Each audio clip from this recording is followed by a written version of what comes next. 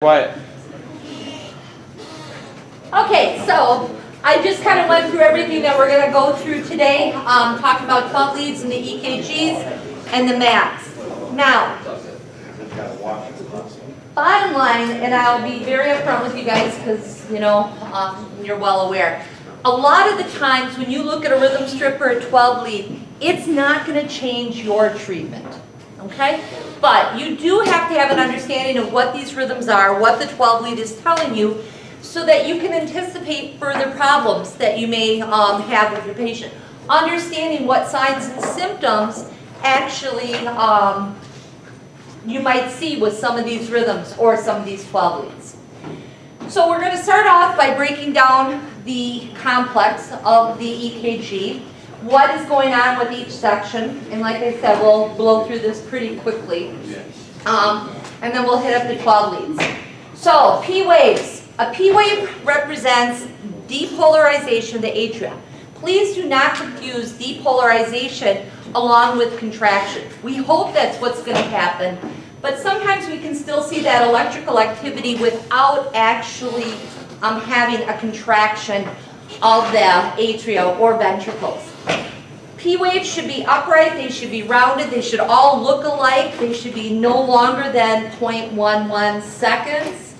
And that's really all about P waves. When you look at it, the upward part of the P wave is where the SA node goes ahead and starts firing, and it spreads across the internodal pathway. The downward slope of that P wave is where it goes over to the left atrium until it's all completely depolarized at that point.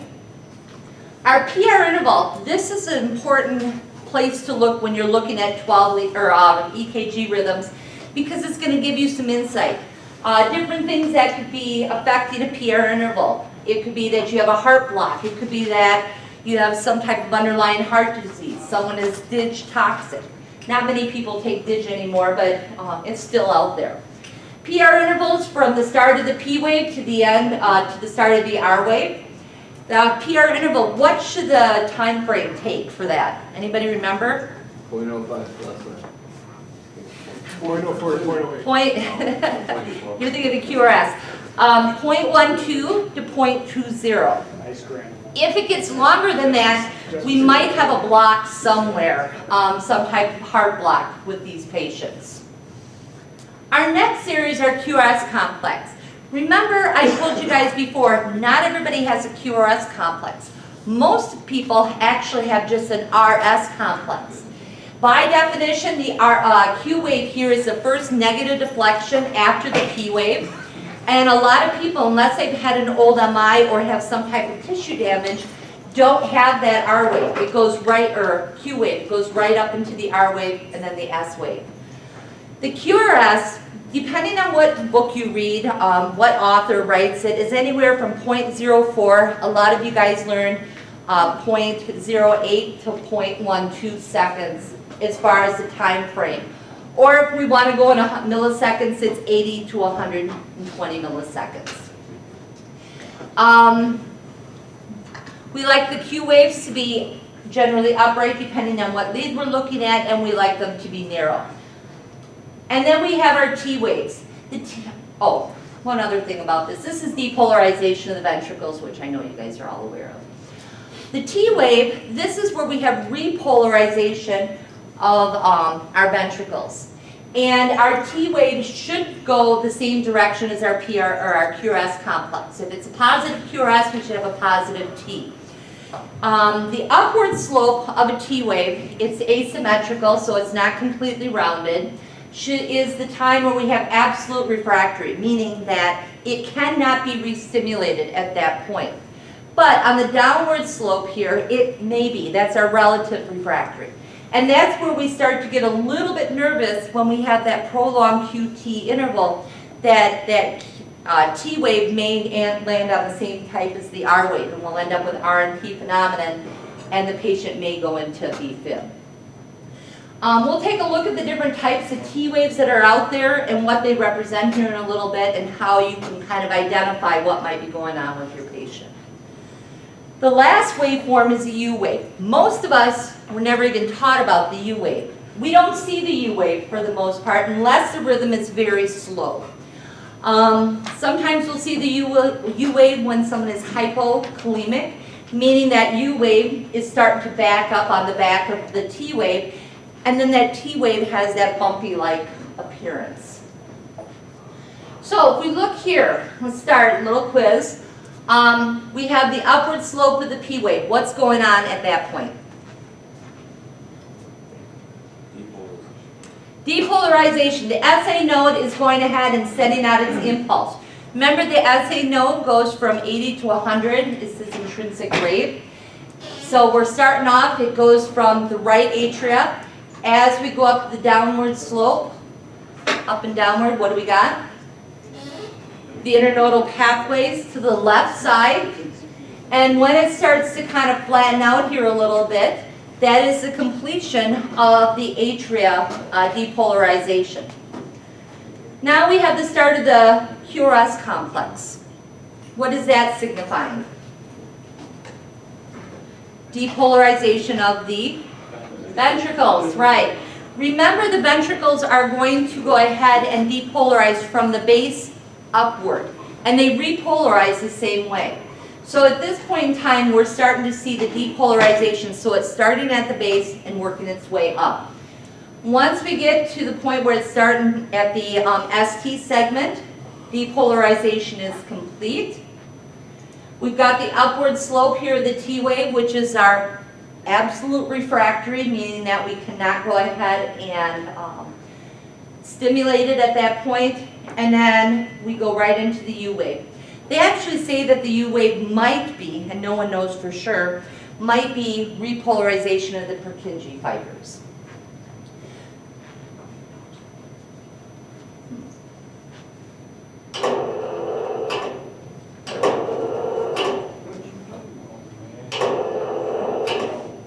There we go.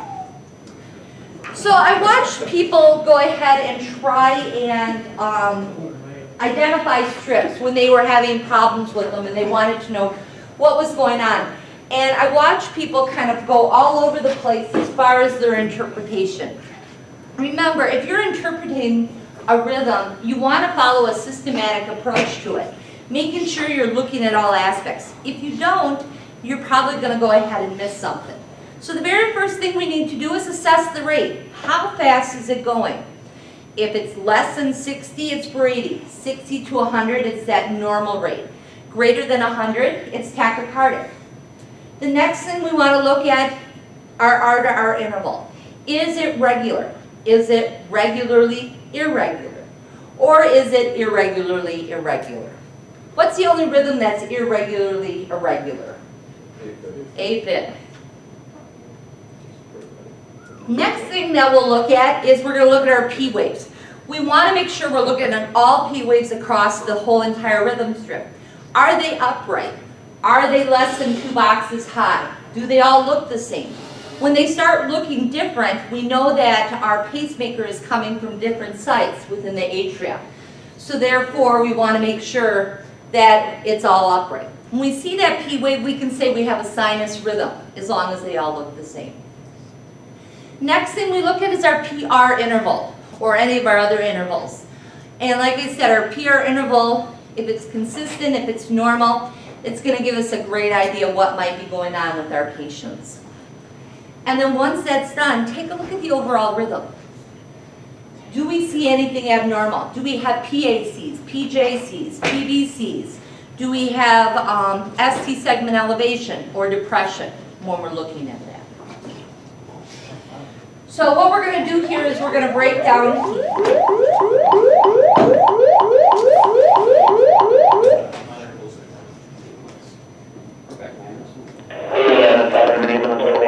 Engine 21 to Evanston Athletic Club, third floor, female to become a diabetic seizure. EMS 7, ambulance 21 and engine 21 to 17 at 23 Benson, Evanston Athletic Club, third floor, female having a seizure, 52 hours.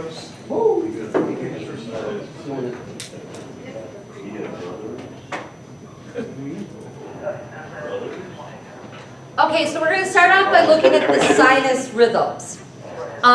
We have normal sinus, which basically we have a rate between 60 and 100 beats. Engine 21 from dispatch.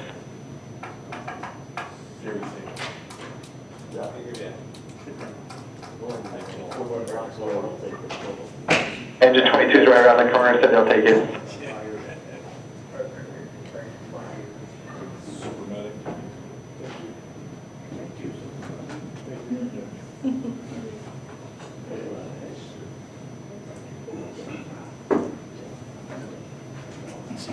All right, each one of these rhythms, they all have their own separate rules for them, and that's the biggest part about remembering what these rules are to be able to identify.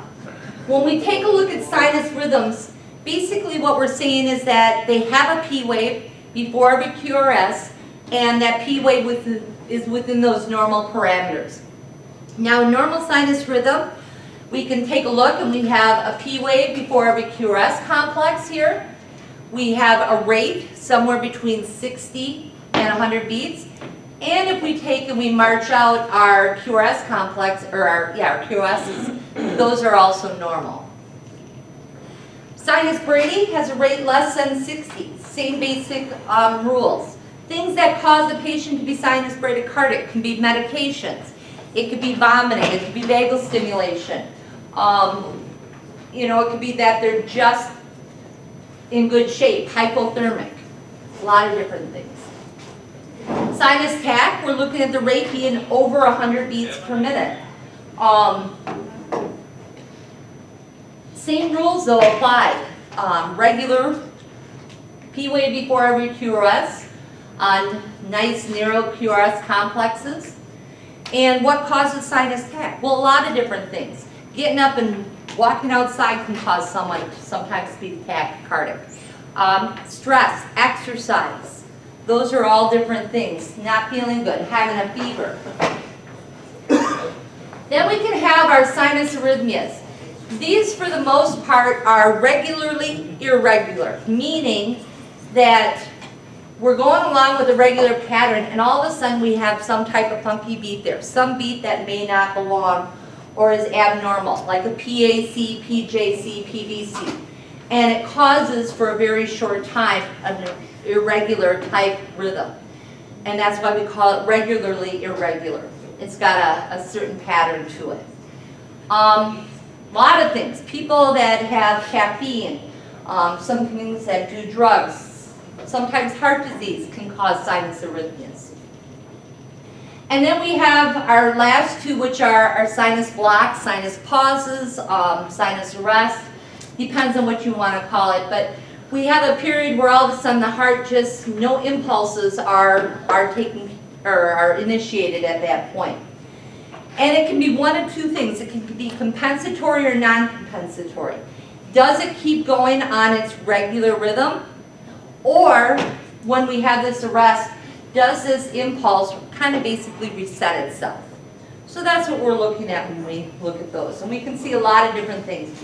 Most of the time it can be damage to the SA node, which does play an important part because when we go and we look at our 12 leads, which coronary artery feeds that SA node? Is that SA node getting the number or the correct amount of oxygen it needs to function appropriately? And that might be something you would see if the SA node isn't. Next thing, we have our atrial rhythms. First one is our AFib. Generally we can't see a P wave in here. It's pretty non-existent. Our rate is irregularly irregular, meaning that there is no rhyme or reason, no set pattern to it. You see the fibrillation waves before every QRS. You're not seeing a definition of a P wave. And we know because it's irregularly irregular, it's AFib. We have A flutter. I've only seen A flutter probably less than a handful of times in my career. And only one time with A flutter have I actually seen the real sawtooth. I know some people said the other day that they've seen it pretty clearly, but I've only seen it once. This is a regular rhythm. Our R to R's all march out. We see fibrillation or flutter waves, which are indicated by the sawtooth. QRS complex is fairly normal. And our atria rate can go between 250 and 350. So you might end up here having a 2-to-1 conduction ratio or a 3-to-1 conduction ratio based on how many flutter weights you see in there. The next one we'll look at is the supraventricular tachycardia, or SVT. What do we always tell you about SVT? What is the rate that we look for? 150? Yeah. And SVT is kind of like an umbrella term. A whole bunch of other rhythms go underneath that. And the reason why is because until we give a medication or until we can slow this rhythm down, we really don't know what rhythm they are in. SVT can be Wolff-Parkinson-White. It can be multifocal atrial tach. It can be AFib with RVR. It can be an AV nodal reentry.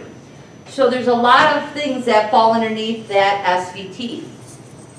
Also, to identify something being SVT or sinus tach, we have to really look at the history. The National Registry puts a rhythm strip out there with further examination, and they put the rate at about 152, narrow complex like that.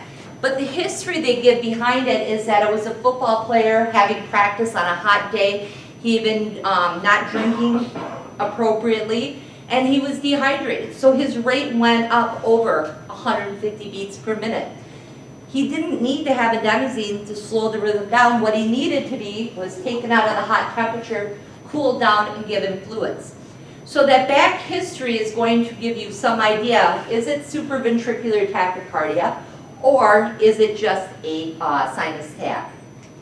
So when you see that, take a look. But like I said, for the most part, when you see that rate greater than 150, our protocols tell you to go ahead and try adenosine. Adenosine doesn't work, try it again at double the dose.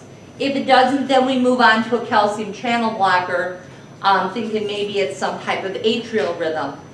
AFib with RVR, multifocal atrial tach, trying to see if we can get it to slow it down with that calcium channel blocker instead.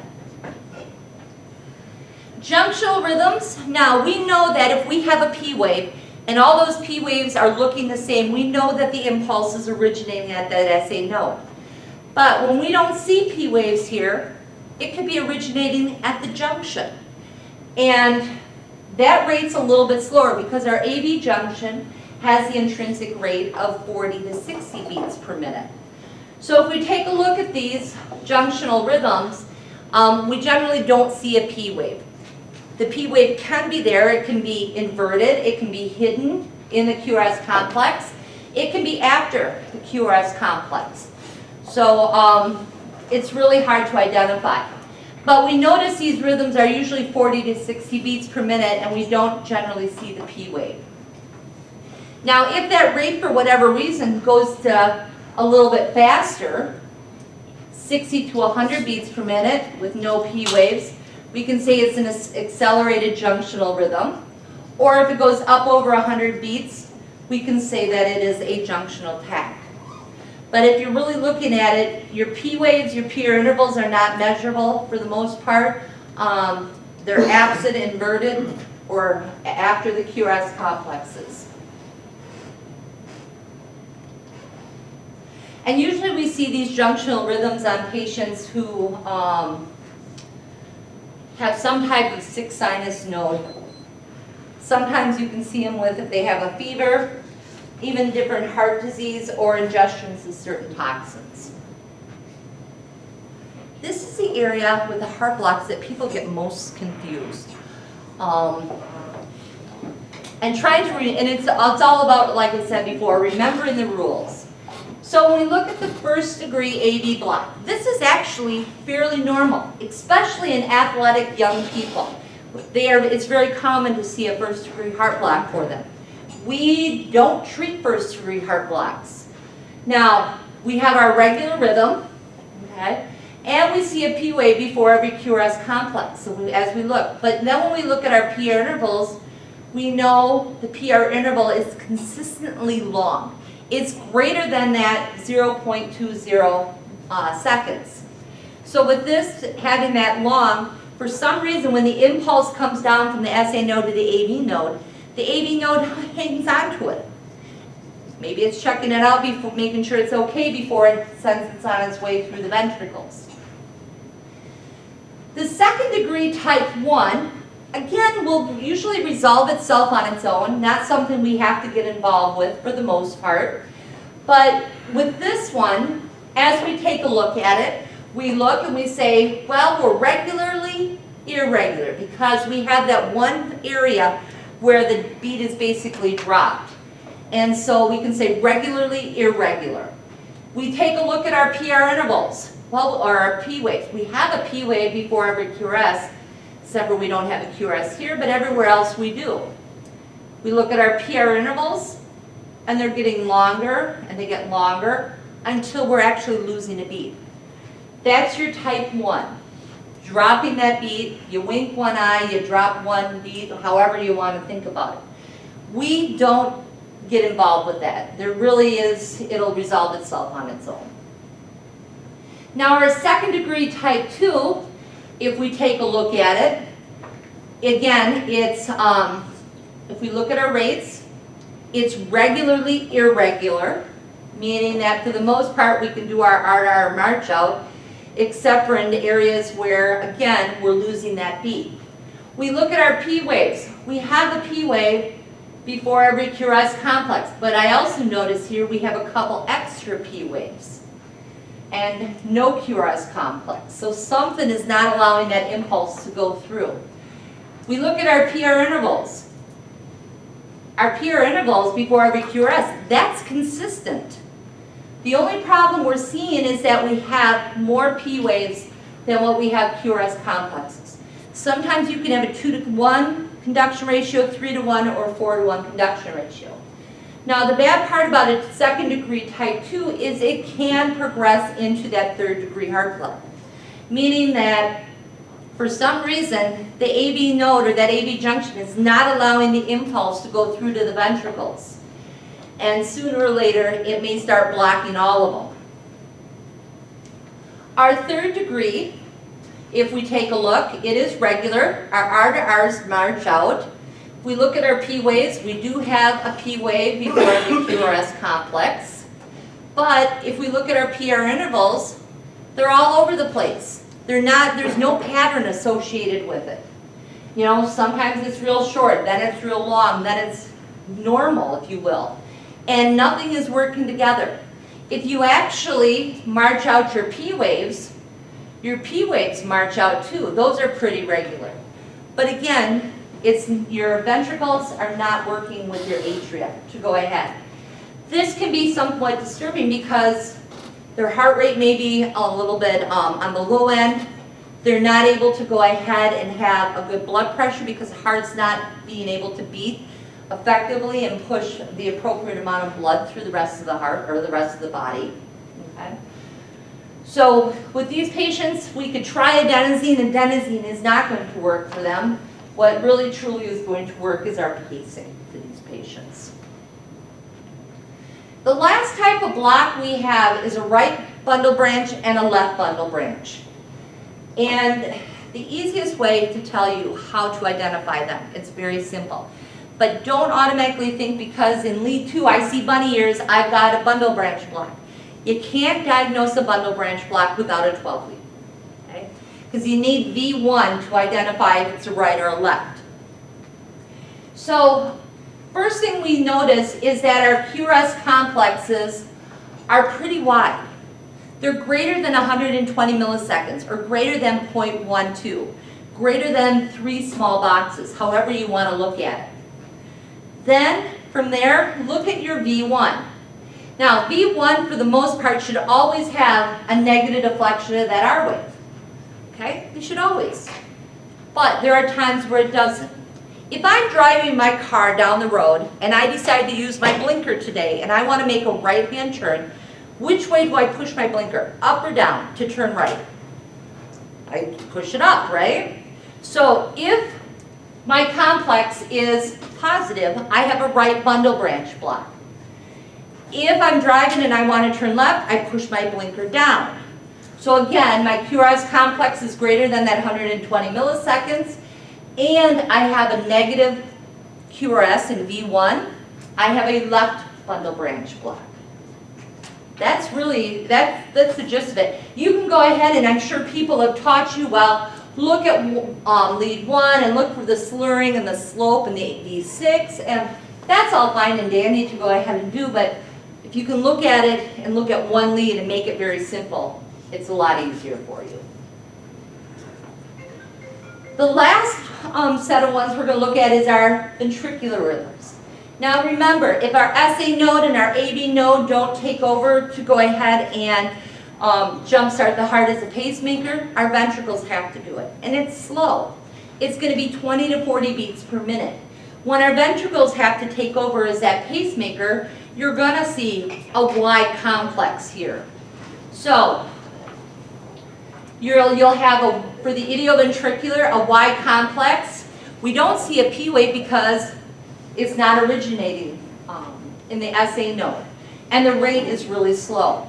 It is a regular rhythm because our R to R's all march out. Accelerated idioventricular, 40 to 100 beats per minute.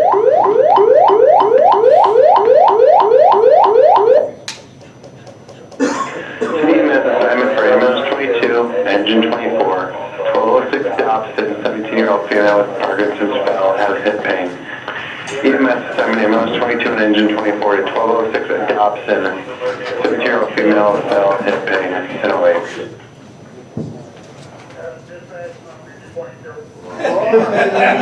Engine 22.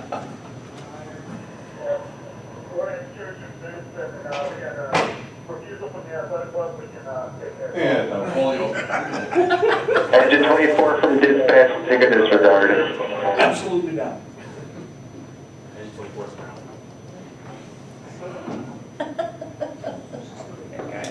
You can't stop the dispatch on like 5 minutes.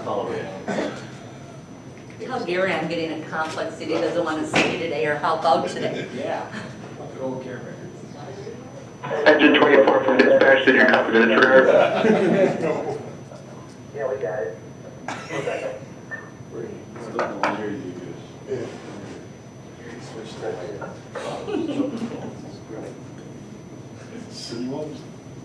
All right. Polymorphic Y complex tachycardia, that's where we're using the new drug that we gave you, the MEG sulfate. Anybody remember what the dose is? 2 grams in 100 cc's of D5W or normal saline, and we run it in over 5 minutes. Torsades is indicated by real tall, real small, and it kind of looks like one of those open DNA molecules. VTAC, take a look at this VTAC. Some people look at that and say, oh, it just looks like a fast rhythm. You know, they don't think it's VTAC. There's one way to identify VTAC consistently. It's probably one of the best ways. There's other ways too, but take a look at your QRS access. And if it's greater than 180 milliseconds, and I'll show you where in the next slide, it's always going to be VTAC. With this patient here, VTAC is pretty regular. You can actually march out your QRS complexes here. The rate is greater than 100 to 200 beats per minute. Don't see P waves. Okay. And that one, depending on if the patient has a pulse or not, can be either amiodarone and 100 cc's of D5W running over 10 minutes, or you could be doing your epi and your loading dose of amiodarone of 300 milligrams. And then the easier one here is VFib. Could be very fine, it could be coarse, but patients don't have a pulse with this, so we're going to do our epi and our amiodarone and CPR. When you guys look at a 12 lead, how many of you guys understand what those numbers at the top of the 12 lead mean? When we have students here, if you ever get a chance, ask them, they'll help. I'm going to tell you today, but if you can't remember here in a couple months, ask them, because it is so much easier. Numbers don't lie to you. Your eyes can kind of play tricks with the little bumps and waves that you see. But with just this information here, I can tell you what the underlying rhythm of this patient, or what underlying rhythm this patient has without even seeing a rhythm. So I take a look and I start with my heart rate. My heart rate is 63 beats per minute. Is that bradycardic, normal, or tachy? Normal, okay. Next thing I'm going to go look at is, well, you don't have to, but I always look at the P interval. That usually is in between 70 and 75. I know I have a nice upright P wave, but I look at my PR interval. If I have a PR interval, I have a P wave. So now I know I have a normal sinus rhythm, just from that information right there. My PR interval is borderline on the long end, just right there on that dividing. So I could say I have a normal sinus rhythm with a borderline first degree heart block. But I have to see my consistency of the PR intervals. Next thing I'm going to look at is my QRS complex here. This one says 0.17 seconds. That's long. That's greater than that 120 milliseconds or 0.12 seconds we were talking about. Because it's greater than that 120, I know I have either a right or a left bundle branch. I have to actually take a look at the 12 lead to determine it, but I can tell you that this patient has a normal sinus rhythm with a borderline first degree heart block and some type of bundle branch block. And I haven't even seen the rhythm yet. So here's my rhythm. I take a look at lead 2. Well, I do have a P wave before every QRS. This is pretty ugly looking.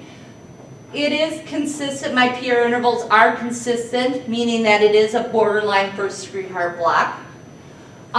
We looked at it and we said that our QRSs were greater than 120 milliseconds or greater than 0.12 seconds. So I look at V1. V1 here has a negative deflection. So this patient has a left bundle branch block. Remember, you guys, with a patient with a left bundle branch block, you cannot identify a STEMI. We're not teaching you Shubhanjan's criteria of how to go through all these different leads and measurements to identify if a patient is having a STEMI with it. For you guys to call the hospital and say, yep, have a patient left bundle branch block, they know at that point in time that they're going to have to take them to the cath lab to identify it. Now it does look like we have some elevation in these V1, V2, and V3 leads. And it very well may be that this patient is having an MI. But as far as we're concerned pre-hospital, they have a new onset left bundle branch. And that's it.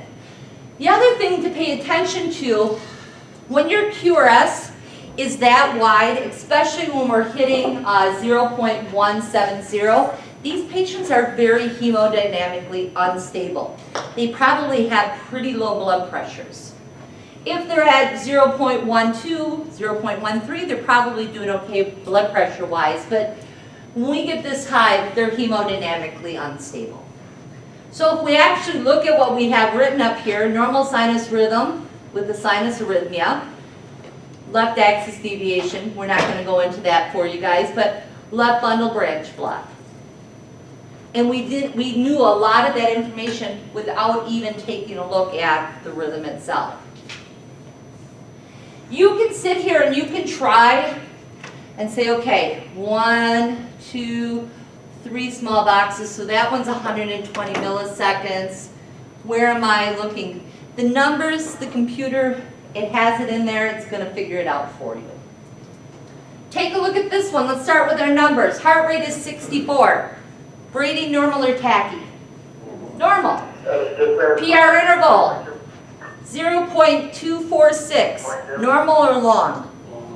Long. So we'll take a look at our PR intervals, see if it's a first degree heart block or something else. QRS complex, 0.132 seconds. Normal or long? A little long.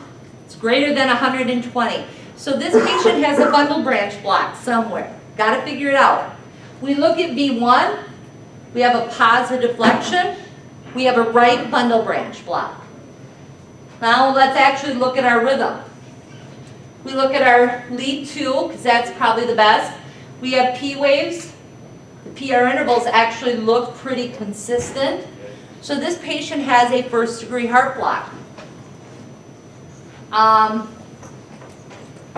The overall rhythm, I don't see anything else that's too alarming on here.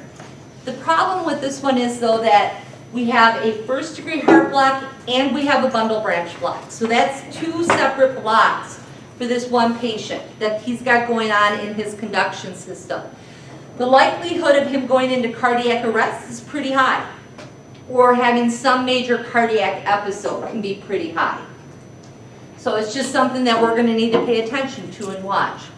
If this patient's blood pressure was fine, I put the monitor, run a 12 lead, start an IV on him and go to the hospital and just kind of watch him as we're going. We're not going to do anything major. The other thing is people live with right bundle branches all the time and it's not affecting them. Okay. The last thing to look at when we're looking at 12 leads is R-wave progression. If we have something such as R-wave progression, it can mean a number of things. It can mean, one, that you put your leads on wrong, two, that you have an acute MI, three, that maybe we have a tension pneumo, congenital heart disease, left ventricular hypertrophy, left bundle branch block. So there's a bunch of things it can mean. But what really is R-wave progression? Well, we look at our V leads. V1 should always have that main negative deflection. V6 should always have a positive deflection. So basically, you're working your way from V1 to V6, doing a whole complete tilt. So if I'm normally to the point where it's negative on V1, as I work through the leads, we want it to be completely positive. So between V3 and V4, we should be pretty biphasic. And you can see, meaning there's the same amount of the complex on each side. So if we kind of here, mostly negative, starting to be a little bit more positive, negative, a little bit more, pretty biphasic, mostly positive, all positive. That's a sign of good R-wave progression. If we look over here, negative, negative, negative, oh, we have a little positive. This is where it should be biphasic. V5 it's biphasic and V6 it's positive. Again, leads are on wrong. Acute MI, tension pneumo, genital heart disease. Those are the types of things that we're looking at. When we first started teaching you guys 12 leads, which was the system put them in the region or on the ambulances back in 2008. And when we taught you 12 leads, we said, oh, we just want you guys to recognize ST segment elevation. That's it. Tell us where you see the elevation. As time has gone on and the way we're advancing and more things for you guys to learn and remember, we are starting to get in to knowing what walls of the heart are being affected, what coronary arteries are being affected. Even though it directly may not impact your treatment, you can have a general idea of how your patient's going to respond. We know that in 2, 3, and AVF, that's our inferior wall. You've had that beat into your head. We tell you, don't give nitro and don't give morphine to these patients. We tell you that if you see elevation in 2, 3, and AVF, take V4 and move it to the right side. Run another 12 lead. Do you see elevation there? If you do, we know we have right ventricular involvement. That's the patient that really should not get the nitro and the morphine. The guy with just the inferior wall, he's fine too. Not that that's in our protocols. Don't go saying Sarah said you could do this, okay? But at least have some general idea. We can take a look at our coronary artery. It's the right coronary artery that feeds that inferior wall in a majority of the population. There is a little bit of the population where that left circumflex will feed the inferior wall. And that's hard to know. The only way we can really truly know that is if we're doing a cardiac cath on them. If we look at the purple is our lateral wall. Lead 1, AVL, V5, V6. Sometimes you're going to hear people say 1 in AVL is a high lateral. It's the high side of that left ventricle, up by the circumflex. So our lateral wall is fed by the left anterior descending and the circumflex. We have V1 and V2. V1 and V2 look at the septal wall. That's going to be our left anterior descending. B3 and B4, anterior, front side of the heart, and, left anterior descending. Now remember, when we're looking at these and we're identifying the elevation, you have to have elevation in 2 or more contiguous leads in order to say, yep, they're having a STEMI in this area. Meaning that in the brown here, you have to have it in 2 of them. In the purple, between the 4 of those, you have to have it in 2. If you're looking at your septal wall and your anterior, both of those have to be elevated in order for you to say. Something else, we miss quite a few posterior wall MIs. If you're one of these people that likes to be a little bit more aggressive out in the field, if you see V1 through V4 and they're all having ST segment depression, take a look. Pull off V5 and V6 and put them on the backside. Do a 9 lead and take a look to see if you see elevation. A lot of times when we see ST segment depression here, the reciprocal change on the backside is going to be the elevation. And that's one thing we ask you to take a look at when you were identifying these 12 leads for the protocol test. Remember, ST segment depression does not always signify reciprocal changes. There's a lot of other things that ST segment depression can be. So if we see elevation on one side of the heart, such as 2, 3, and AVF, the opposite side of the heart, your lateral wall, 1, AVL, V5, and V6, should have ST segment depression. If we don't see ST segment depression there, we can still be having an MI. It just maybe hasn't progressed to that extent yet. So don't get too worked up if you're not seeing reciprocal changes. Now when we're looking for that elevation, some of it's pretty obvious to see. We can see it from across the room. Oh, yep, that ST segment is above the isoelectric line.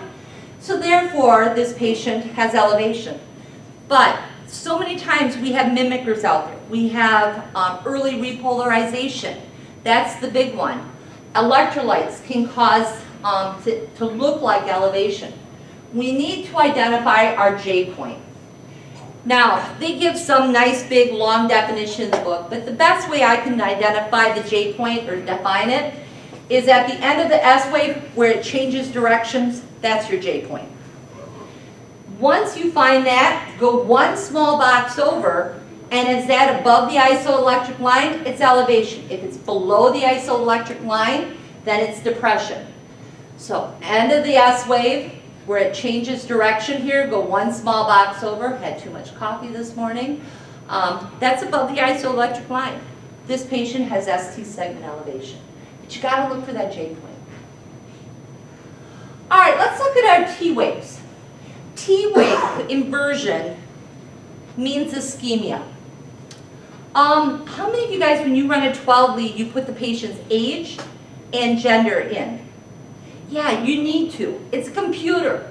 And based on the information you're putting in, it's going to go ahead and go through an algorithm and give you the interpretation. For an example, with T-wave inversion, for a 27-year-old male patient, T-wave inversion is fine, not a big deal.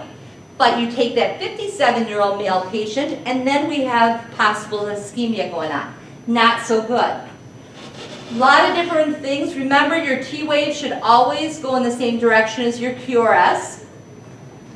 This here, as I was telling you before, this is kind of like the U-wave backing up onto that T-wave. Can indicate hypokalemia. Some of you guys recognize the tall peaked T-waves. That's your hyperkalemia. Can we do anything pre-hospital for hyperkalemia? We don't have protocols. Do you have something on your ambulance that could help? Saline? Sodium bicarb? Yeah. Got to have medical controls approval for it though. But it's there. But you're looking at these tall peak T waves. The big thing to identify with a complex that has a tall peak T waves is look for a P wave. When potassium levels get higher than 7 or 8, the P wave will disappear. And your T wave is about as tall as a QRS complex. And that's a bad thing because your patient is very close to going into cardiac arrest because of the electrolyte imbalance. Most of us recognize the inverted T wave, which means ischemia. You guys can do something about the ischemia in these patients that have chest pain with inverted T waves. Aspirin, nitro, morphine, vasodilates those coronary arteries, gets more blood flow to that area of the heart that is ischemic at this point. That's something we can do something about. I'm going to go to this one here. Repolarization. As I was telling you guys before, recognizing your J point. And is it above the isoelectric line? This here, the patient's J point is right there, and it goes downward. And it goes right up into that T wave. That means that the ventricles are repolarizing right away. It's very quick for it to repolarize, other than normal. One other thing about the inverted T wave here, if you see a hyperacute, big round, this is a little bit more round on the bottom, this also could indicate increased intracranial pressure. So a lot going on with the T waves.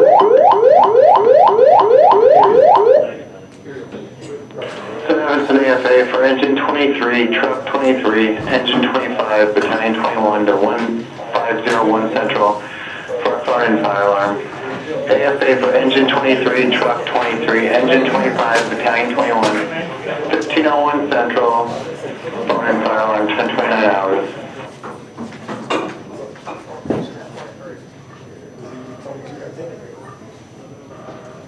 All right, ST segment depression. Now, as you guys were told before, ST segment depression can indicate reciprocal changes. And that's just kind of the benefit to say, oh, I've got elevation here on one side, the opposite side of the heart, I've got depression, I've got an MI going on. But isolated ST segment depression alone indicates ischemia also. It means that part of the heart that you're seeing the 2 leads or more of ST segment depression is ischemic. Aspirin, nitro, morphine, vasodilate, get blood flow to that area. This will help you, and you might even actually see the ST segment depression go away. ST segment elevation, this indicates injury. That means right now the heart, it's done. It's at the point where it's hurt. And you need to reperfuse as soon as you can. Aspirin, nitro, morphine. We need to also make sure these patients get to a cath lab as soon as possible so we can go ahead and fix whatever problem we see in those coronary arteries. But if we don't, it can progress into what we call infarct, and that's where we start to see the presence of a Q wave. So again, if I go ahead and I look at this one here, I follow down the end of my S wave, I see a change in direction, I go one small box over, it is above that isoelectric line. That is injury. That is elevation. Need to do something very quickly for these patients. Normally when they're convex like this, or have to make the frown face, those are the bad ST segment elevations. The ones that are concave or make a smiling face, those are most likely consistent with pericarditis and sometimes early repolarization. And then finally, this is our Q wave. In order to make the determination if someone has heart tissue that is infarct, it's dead. We can't do anything. We can't fix it anymore when we get to this point. What we're looking for is the Q wave. Remember the definition. First negative deflection after that P wave. If that Q wave itself, so from here down, is greater than 1/3 the whole distance of the R wave, we consider that to be pathological, meaning it's bad. Means that they are definitely have tissue that is infarct. The other thing we looked at is that Q wave one small box wide? Once the patient has heart injury and it's progressed because they haven't been reperfused, you'll see the pathological Q wave start to appear. As that patient's MI progresses and they start to heal, the Q wave will generally shorten up, but the presence of a Q wave in most people indicates that they've had an old MI. Sometimes you'll see just a little one. They have some type of heart damage. They may not have had an MI per se, but they have some type of heart damage. All right, anybody have any questions? Okay, all the graphics were done by Jason Winters. He does a lot of artwork for 12 leads, so we were able to get permission to use some of his things. Okay, next thing that we're going to go on to is the LVADs. Couple hospitals in this area. Evanston does them. They mostly work with the HeartMate 2 and HeartMate 3. Condell also does the LVADs, and they are doing the HeartMate 2, HeartMate 3, and the HeartWare. The HeartWare is fairly new. It's only been approved through the FDA for a couple of years right now. So this first picture, this is a picture of the HeartMate 2. You have tubing that comes out of this left ventricle. This area here is a little pump that is continuous. It's continuously pushing blood through the body. It goes up and it reattaches to the aorta there and sends blood throughout the body. This here is the HeartMate 3. This portion is going to be sewn right into the left ventricles. Blood is going to come through there, and then it's going to go back out this tubing and up to the aorta. And then this is the HeartWare. It looks very similar to the HeartMate 3. Again, it gets sewn right in the left ventricle there. Blood comes out, goes up to the aorta. We are seeing more and more people have LVADs put into place. A lot of different reasons why they have LVADs. One, they're waiting for a heart transplant. The other reason it might be destination therapy, meaning that they don't qualify for a heart transplant, and so this is the way they're going to live the rest of their life, is with this LVAD. People generally have to have, I think it's an ejection fraction, less than 25% to be qualified to have an LVAD put in place. Some people will also have an LVAD put in place when their hearts, after heart surgery, and their hearts are basically recovering, if you will. So, what do we do with these patients? Now, first of all, there's a couple other things. I showed you the LVADs. These are the left, where it enters the left ventricle here, but we have them for the right ventricle, and they also have them BiVADs, meaning there's something at the right ventricle and at the left ventricle for these patients. These patients are still going to have an electrical rhythm. You put your 12 lead on them or your monitor on them, you're going to still see a regular, EKG, maybe not real regular or real nice looking, but you're going to see an EKG on them. The only thing is the heart itself is not pumping hard enough to get enough blood throughout the rest of the body. That's what the pump is for. So when we look at these patients, you probably will not get a pulse on them. You probably will not get a blood pressure on them.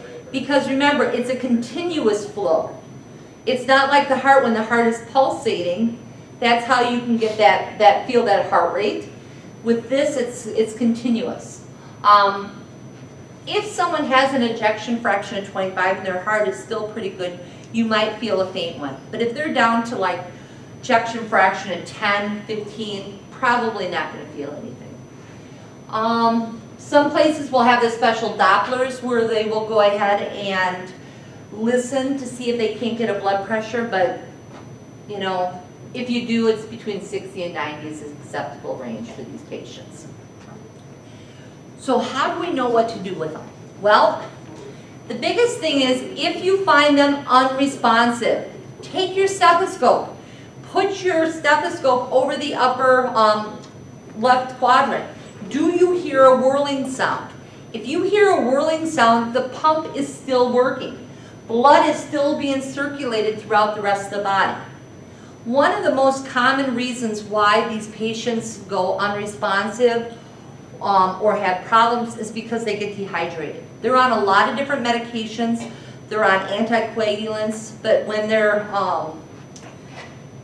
when their blood pressure starts to drop because of dehydration, we see them end up, I think it's over 9,000 RPMs on their little control module here. Little controller, you'll see over 9,000. Fluids, 500 cc fluid boluses for these patients. If you find one of these patients and they are unresponsive, they are not breathing, it's just a matter of, really, I hate to say this, how they're going to die.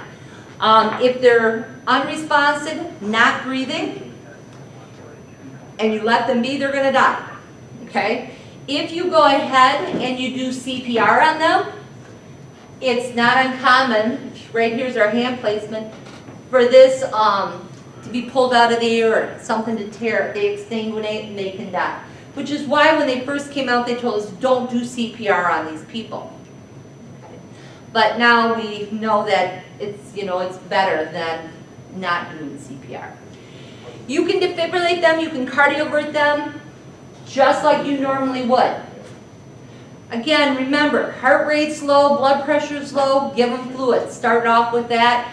A lot of times that's going to help out these patients. If you have a patient, remember the electrical activity is something different than it being pumped through the body, because that pump is actually making it go through. So they can have a lot of different arrhythmias that may show up and still seem like they're fairly normal, or they're okay at that point. Do not cut the cords. Be very careful. They're going to have a drivetrain cord that's going to come out probably on the upper right side of the abdomen, and it's going to go directly to a control module. It's like a big belt buckle from Texas, okay, that they wear right here. And then it's going to have off to the side batteries attached to it. Please do not remove both batteries at the same time. Pump stops, patient dies. Even if the pump stops for longer than 10 seconds, the blood can start to go ahead and clot, and therefore they may end up stroking out and dying that way. When you go to these patients' homes, they're going to have a travel bag. It's a little black bag. In the bag will have their medical history. It will have all the bad information of where the bag coordinator's at.